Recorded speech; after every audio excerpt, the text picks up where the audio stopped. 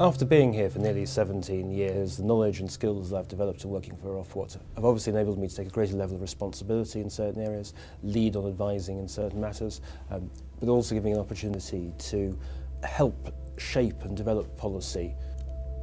So in terms of the diversity of work that I've done over the years, one of the features of water industry regulation has been that the framework is always changing and evolving. So over my years there have been quite a few pieces of legislation that have changed the framework, both of how Ofwat works and Ofwat's role and functions in relation to the industry. I think the great thing about working for Ofwat is the variety of work that you'll be exposed to.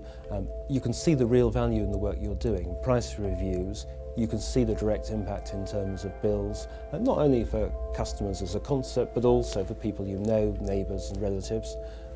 You can see real impacts in terms of the services that are being delivered. We have something called the service incentive mechanism. So customers are surveyed to get an idea of how companies are performing and how well they're serving their customers. And you can see over time the improvements in customer service, while of course also being the problems that we still need to tackle, or to incentivise companies to tackle. The flexibility that Ofwat has offered as an employer has also allowed me to do things outside of work. For nearly 7 years I was a local councillor here in Birmingham.